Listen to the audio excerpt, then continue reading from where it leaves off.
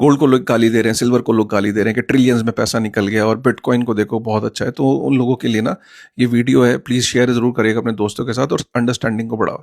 सबसे पहली बात, गोल्ड, सिल्वर और बिटकॉइन तीनों एक ही टीम का पार्ट है। ये तीनों कोई अलग अलग नहीं है, कॉम्पिटिशन में नहीं है भाई।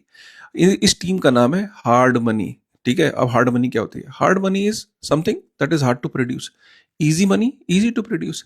तो अगर हम हार्ड मनी के इस डेफिनेशन से देखते हैं कि हार्ड टू प्रोड्यूस, तो गोल्ड का स्टॉक टू फ्लो रेशियो देखते हैं। स्टॉक टू फ्लो रेशियो का मतलब सिंपल होता है कि कितने सालों के अंदर जो एग्जिस्टिंग सप्लाई है जमीन के ऊपर इस वक्त गोल्ड की, उसको हम डबल कर सकते हैं। तो आपको पता है स्टॉक टू फ्लो रेशियो में गोल्ड का निकल के आता है कि 60 ईयर्स लगेंगे अगर हमें गोल्ड की एग्जिस्टिंग सप्लाई को डबल करना है। ऐसे ही अगर हम सिल्वर की देखते हैं तो सिल्वर का स्टॉक टू फ्लो रेशियो है 22 साल लगेंगे अगर हमें सिल्वर की सप्लाई को डबल करना है। बिटकॉइन की बात करें तो 121 है स्टॉक टू फ्लो रेशियो, मतलब 121 साल लगेंगे अगर हमें एग्जिस्टिंग बिटकॉइन की सप्लाई को डबल करना है। तो इसका मतलब क्या है?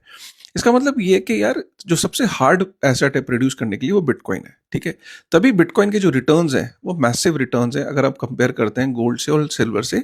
और फ्यूचर में भी, क्योंकि एसटीएफ बहुत ज़्यादा है और इसका आगे आगे चल के इसकी जो सप्लाई है वो फिक्स्ड है, कोड के अंदर एम्बेडेड है, पता है कि बिटकॉइन कितना एग्जिस्टेंस में आएगा। तो बिटकॉइन का जो फ्यूचर में रिटर्न्स देने का एक काफ़ी बड़ा पॉसिबिलिटीज है। ठीक है, अब हम बात करते हैं गोल्ड और सिल्वर की। तो गोल्ड भी रिटर्न देगा क्योंकि गोल्ड भी स्केर्स है, और सिल्वर जो है वो ऑब्वियसली इस पूरे पायदान में सबसे कम रिटर्न देगा जब हम कंपेयर करेंगे बिटकॉइन से और गोल्ड से। बट दैट डजंट मीन कि गोल्ड बेकार है और सिल्वर बेकार है, क्योंकि कुछ लोगों को आज भी, जो खासकर 40 साल से ऊपर हैं, 50 साल से ऊपर हैं, उनको गोल्ड और सिल्वर में वो कंफर्टेबल है। वो ये जानते हैं कि 1.4 बिलियन ईयर पहले गोल्ड एग्जिस्टेंस में आया था जब सृष्टि की रचना हुई थी, और उसके बाद 8,000 साल पहले एज अ ज्वेलरी के फॉर्म में आया था। इतने सालों में उसने कई राजा महाराजा, जंगे, पूरी दुनिया की कायनात को देखता आया है।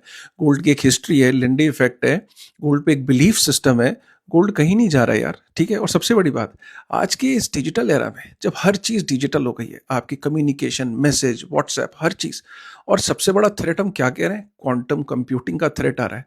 तो गोल्ड को क्वांटम कंप्यूटिंग के थ्रेट के बारे में नहीं सोचना। ज़्यादा से ज़्यादा सिर्फ इतना ही होगा कि क्वांटम कंप्यूटिंग के द्वारा आप ये फिगर आउट कर पाओगे कि गोल्ड ज़्यादा कहाँ पे है, लेकिन माइन तो फिर भी करना पड़ेगा ना।